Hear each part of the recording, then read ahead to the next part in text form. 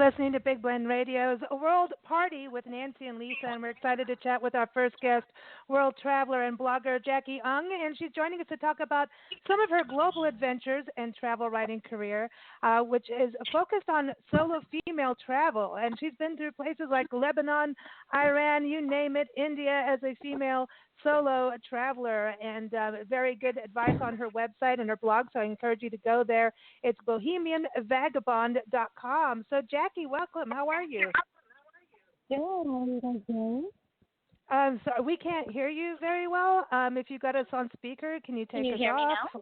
Yeah, a lot Yes. better. How are you? Good. Thank you. Yeah, good. Glad to have you on board. So you've been traveling, for over 10 years now as a world traveler? Yes. I started about 13 years ago on my first adventure to India, and after that I was addicted. Yeah, and it's like, and you were backpacking it, right? I started off mainly backpacking, hosteling. Now I have an actual roll luggage, but I do still stay at hostels sometimes, and most of the time Airbnbs and guest houses. I like that. Real luggage now, right? Yeah, I can't fake it and say I'm a backpacker and you catch me with a rollaway. I know. And do you travel light? Like, as a, because something we've learned, or, everyone's different, but we feel like every time we add that extra bag, it's like another security watch.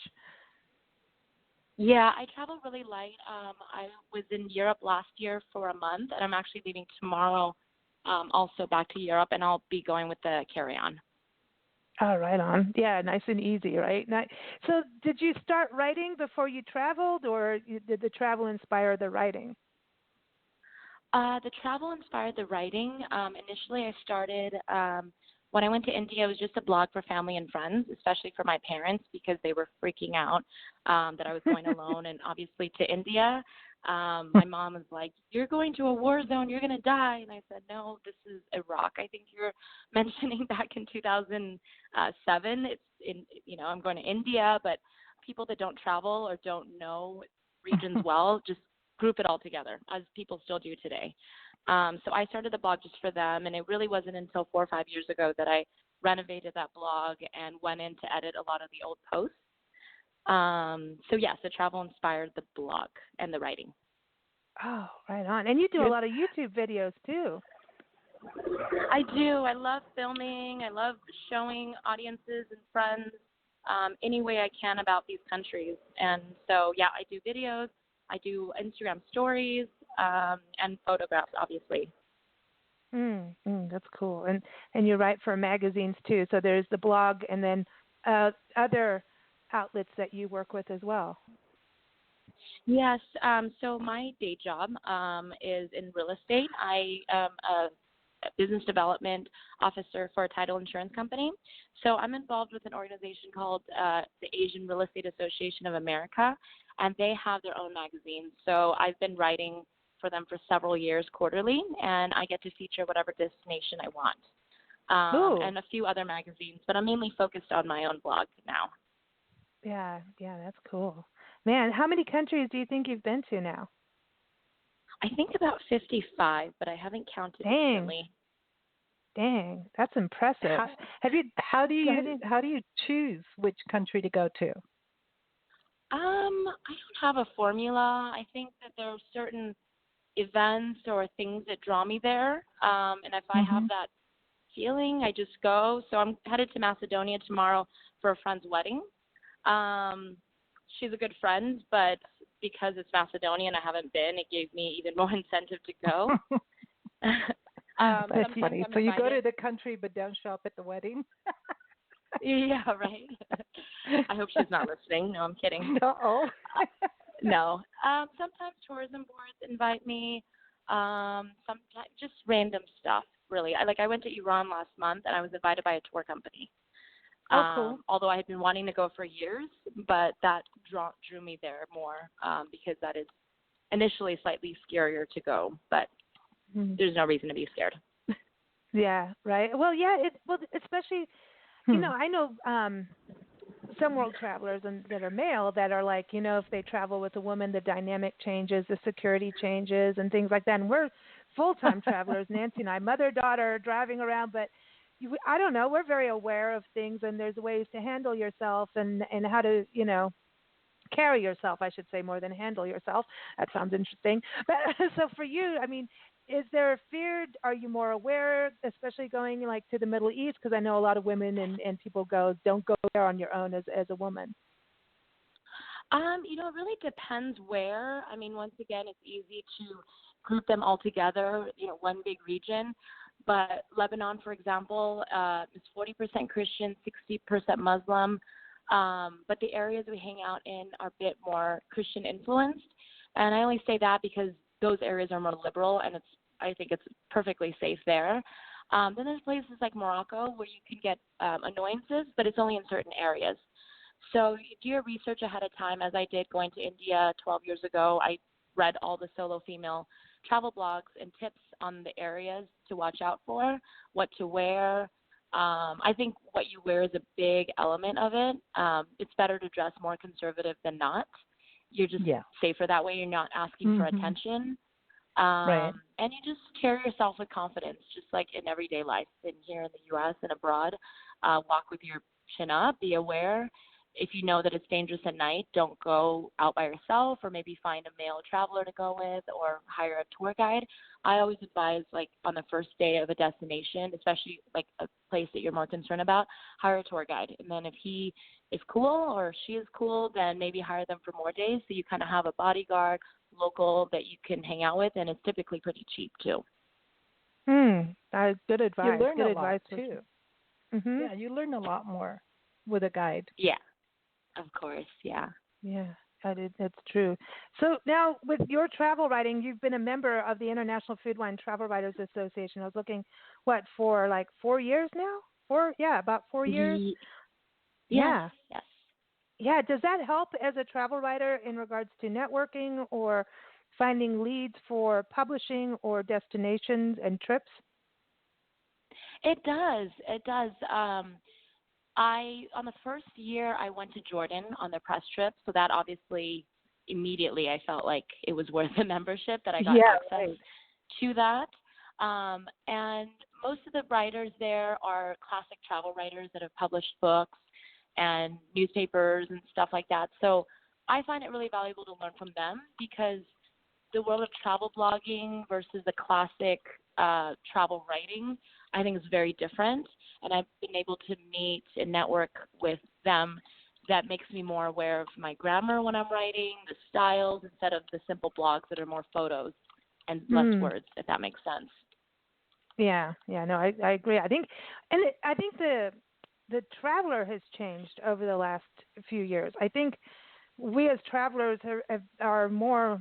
I don't know if it's just the younger generation out there now, and that we're more connected, with the internet. But it seems like the traveler is more into very authentic travel, very much like I want to see what the local, like truly getting into what the locals are doing, and having that experience different than the typical kind of deal. Even though you'll go get guides and everything, you still have that real authentic experience. Is that something you've noticed?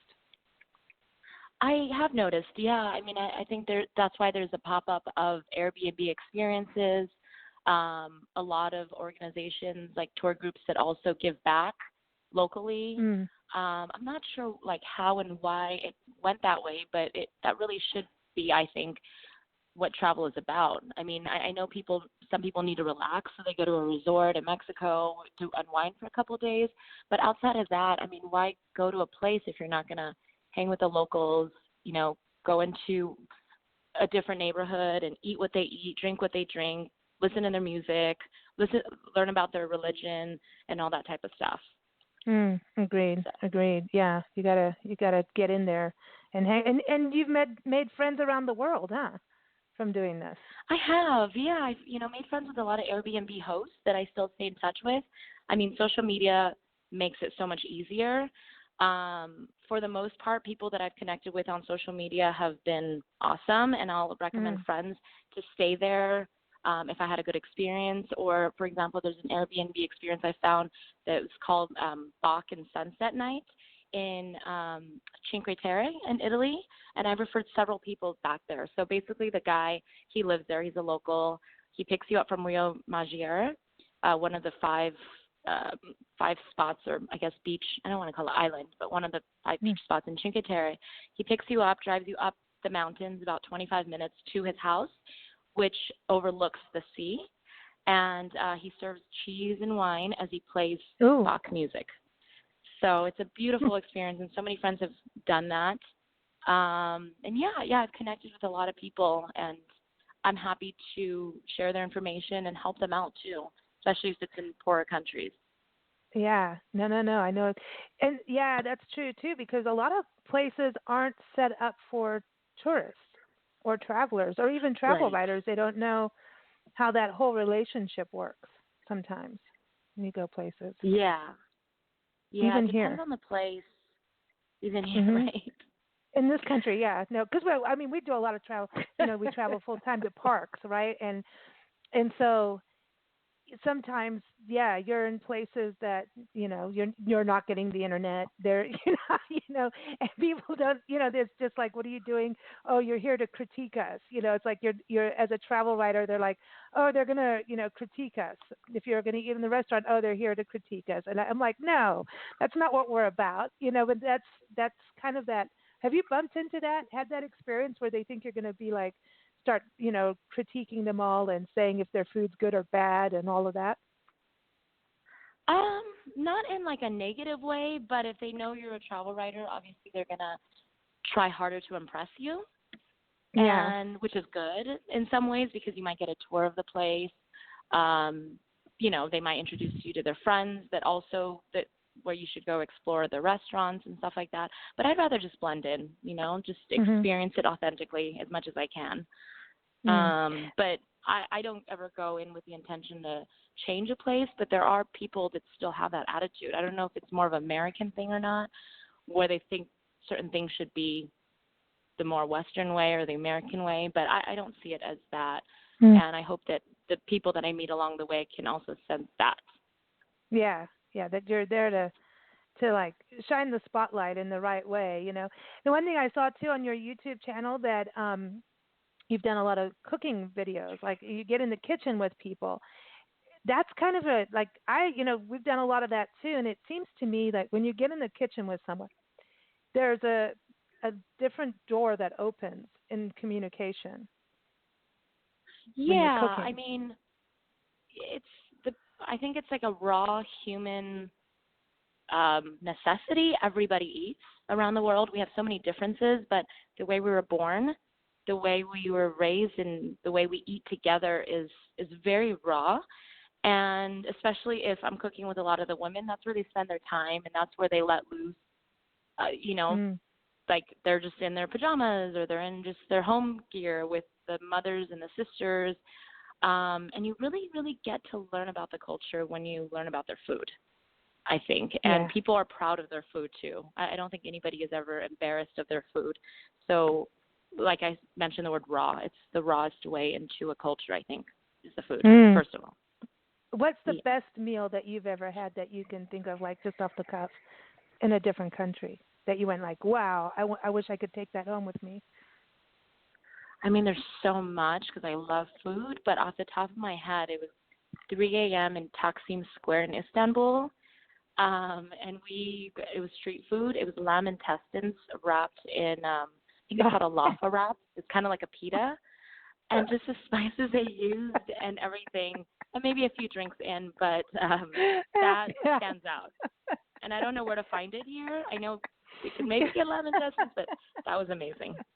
Oh my gosh! See, that's it. Now most people are going to go, no, like that would be on the list of freaky. Now, if you had freaky food experiences. Yeah, if I have had freaky food experiences. Yeah. I guess I grew up. I mean, my background. My parents are from Taiwan, and we eat some of the craziest food.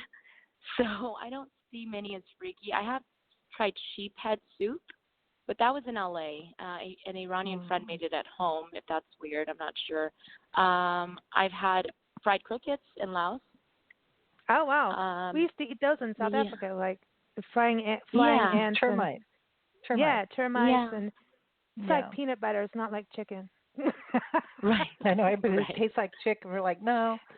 That's peanut butter. Maybe because I don't know, everything tastes like peanut butter over there. And not everything, but you know, Right. Kenya it did. There was like, have you been to Africa, other than like South I Africa have. or East Africa?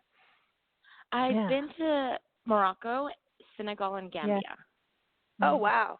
Now Senegal. Now that's On the got to be other where people side. go as, going as a solo female traveler. Like, uh oh. So do you kind of when you see what's going on in the news and people talk about it, do Senegal and all those regions, do you kind of have a different vibe on what's going on? I mean, definitely by experiencing it, you'll get to know the truth about places. On that trip, I did go with two male friends.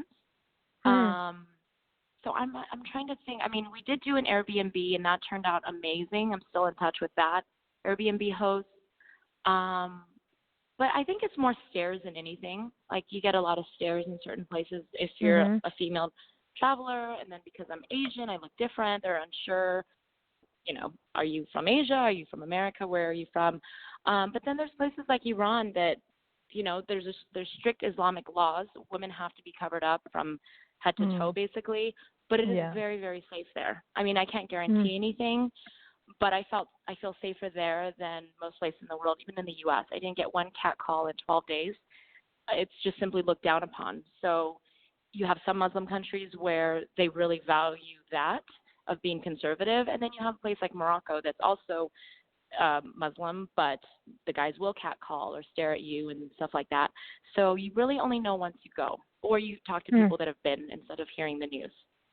Mm. And then you Mm. just kind of ignore it. Is that what you do when that happens?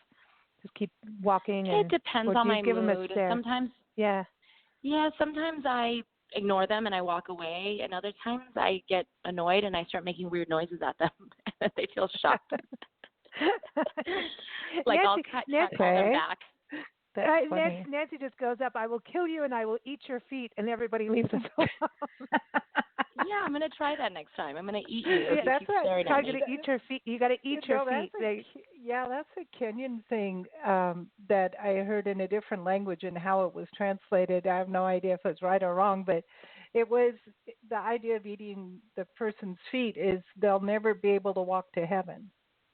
So it's Oh, like Mm. the that's good to know. ultimate of the ultimate. Like, do not mess with me because I'll mess with you so bad, you're done. Yeah, Like, and you're yeah, not going anywhere. And so it's kind of like if you say it straight face. I always thought it's pretty funny. But Yeah. then it's yeah, like as you walk down the street, this big like wide circle is around you. You have a bubble, and nobody goes next to you. It's like very cool if it has to happen that way. Mm. Hopefully, that doesn't have to happen that way very often, but there are Mm. times. At least Do you, in Africa, I found that, especially in certain parts of Africa, where you're more um, into like the inner city parts. Like out in the bush, you're fine. There's no people. There's animals. That's cool. But inner cities can be a little whoa. Gotta be careful. yeah. I think that's why we have to do our research in what areas Mhm. you can get more annoyances instead of generalizing. Because even in Morocco, it's the old city, it's that main square where you get catcalls. But I rented a car with a friend, and we drove up north, and all along Mhm. the way, nobody bothered us. So it really mm. was Yeah. certain areas. That's Well, and interesting how those that happens. people are always those people are always in groups. There's like a guy on his own doesn't do catcalls. It's like to show off to the other dudes kind of thing. So Yeah. when you see a group of guys, just don't even look. You Yeah. know, It's like I learned that a long time ago. Don't even look over there. don't give them You know, any. Yeah. it's like just ignore them. Do you travel in America very often, or is it mostly internationally? I feel like I don't travel enough in America. I mean, I still do, but it's been more for purposes. Um, like Vegas, if I have a convention to go to, although Vegas is my least favorite place. I've been in quite a few states, but not as much. I did go on the Vermont press trip with IFTWA, which also was amazing. I don't know that I would have otherwise gone, but I absolutely Mm. fell in love with America again when I saw Vermont. I went to Boston Yeah. recently for TravelCon, which is a travel blogging conference. I got to see Boston for the first time, and it also was absolutely beautiful. So I'd like to explore more, but because prices are often the same across the world, I'd rather go elsewhere. So like I Mm. had to go to Hawaii 2 years ago, and the flight was $600, whereas you can book a flight to Europe for $400 round trip. Wow. So See, if you weigh it that's out, amazing. sometimes, Yeah. yeah, That's Yeah. amazing. That's what Yeah. I noticed on your blog, everyone, bohemianvagabond.com, that you talk about, you look at the finances of things. You talk about credit cards, a specific credit card, pay it off, and, so you work the points. So you really work the finances part of it. You're very aware of the money part because travel is not cheap, but there's ways to do it. There's There's hacks. ways. Mhm. yeah. I definitely do the credit card thing. There's a website, financebuzz.com, where it's like the points guy. I've heard the guy speak, Brandon Nass, about credit cards, and he says that between him and his wife, they have something like 50 open credit cards, $450,000 Wow. dollar limit, and Jeez. he's 32 years old. He's never made more than $60,000 a year, and their credit is over 800. So there's this misconception that if we apply for a lot of credit cards, that our credit's going to go bad. But each time you apply, it's just an inquiry of 5 or 10 points, and it goes right back up within a month or two. Once as long as they see that you continually are paying off your credit cards. So I do apply every 3 months for a new credit card, and I obviously pay attention of when to cancel it within the next year when the annual fee comes up. And every other flight of mine is covered. So basically, every credit card is a round trip flight somewhere. So why not do it? Oh, right on, man. Good info, Have, man. Appreciate that. Where's have, your one destination you haven't been to yet that you want to go to? There's so many. Iran was on that list, and I finally fulfilled it. I want to go to South Africa. I haven't cool. been. I'd love to go for like 3 Cool. weeks and just rent an apartment. You need a Yeah. 3 week. Cool. You need 3 weeks, You and need at least. and you want to have more than one place. Like if you Yeah. can do one in like the Eastern Cape or the Cape Town area, Mhm. then one up in like the Transvaal. I don't know if they call it the Transvaal Mhm. anymore, but so you're in Yeah. two parts of the country. But it's a smaller country compared to here, obviously. But There's yeah, so much to if do. you have two different places, it may help. Just in regards to being able to dig in deep if that's what you wanted to do. But it's awesome. It's a world in one country. I hope you go. I I know you will. will. I know I you will. will. It's very cool Okay. there. Would you dive with sharks in the Cape? They do that Um, thing where you, I'm not as interested in it. I feel like I have claustrophobia a bit, Mm. and I don't know. I guess I would feel claustrophobic doing that too. yeah, right, I haven't gotten into right. diving. I'm a bit scared, but maybe one I day I don't. will. I think I get that people do it, but I kind of feel like that's their territory, and I like to be way in the distance and be able to see what's going on under the ocean, but I don't really have that where I have to go hang on to a seal or a whale or Yeah. play dodgems with a shark. I just want to see what they do naturally without being disturbed. Kind Right. of Mm. thing. Exactly. It's like Yeah. there's sea anemones and you can watch them and see what they do naturally, or you can be one of those people who pokes a stick in them to see what they do. And Right. yeah, and I just like to see what they do naturally as opposed to being put into like a stress mode. You Right. know? Yeah, I think as travelers, we really need to be more aware of not being selfish. I mean, Mm. obviously, Mm. we're already hurting the environment by like flying, Right. but yeah, I mean, there's I think Rolf Potts, the author of Vagabonding, he also wrote Mm. another book that talked about stage authenticity. That a lot of Mhm. people that thrive, or like communities that thrive on tourism, are staging authenticity because we want it so bad as travelers. Mhm. So in the case of, let's say, long neck women in Myanmar and in Thailand, Mhm. I mean, a lot of the younger people want to stop wearing the neck rings. They Yeah. want to become modernized, but because maybe they make more money by keeping it on, then the elderly Mm. they force them to do that. I'm not saying all of them are like that, but there's a lot of cases where they may be wearing T-shirt and shorts, but because tourists are coming, they're going to dress up for us. Exactly. So, that happened in Kenya with the begging situation. The begging, they would mutilate their kids. At birth, they would break their bones or harm them so that they would be crippled, so that the begging, they would make money. And Nancy, you followed them. They would go be picked up by a limo and be taken to a mansion in the hills. And they were living off of that. Yeah, and that's, like that's what we do. 5:30. Yeah, in Mexico, don't buy the puppies and the birds at the border because more puppies and birds will be bred for it. And it's hard to look at, but you got to the more we do that, the more they're going to keep going as a business. It's a business. It's really a business. Right. And the people who are the victims of that business rarely see more than a really live on the streets, lucky to get food amount of money. Yeah, Jackie, I think you bring up such a good point because also the age of, the Instagram, photos, people are falling off into the Grand Canyon and things like that, which is sad. But at the same time, I think we shouldn't be going after photos and harming things and people, and we shouldn't be going, here's, a photograph of this woman who obviously needs to not be in that situation anymore. That shouldn't be, we shouldn't be using that as something to go viral, Right. Yeah, good point. Good point. Well, thank you so much for joining us. It's been a pleasure. I'm glad we got you on the show. You're going to go to have a celebration today, right? Yeah, I'm on my way to see my grandparents. My grandpa's turning 100. Wow. Yeah. Well, cheers to your grandpa. That is awesome. Please give him a champagne toast from us. Isn't it National Grandparents Day? Today is National Grandparents Day. And it's also Full Moon Festival. So in the Chinese culture, we eat something called moon cakes. So we're celebrating that and his birthday. Okay. You know what else it is? You know what else it is? It's also Mutual Attraction Day, Abducting the Person You Like Day. Okay, very nice, Nancy. Very nice. Well, Jackie, we're going to close with a song for you. This is called The Travel Song. It is written by Misha Shellhoff, an amazing guitarist. We've got a lot of guitar music going on today's show. And everyone, you can keep up with him at mishamusic.com.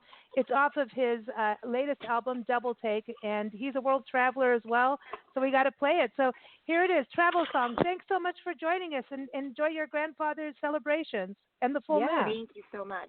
Thank you for having me. Take care. All right. Bye. Everybody, Bye-bye. again, BohemianVagabond.com.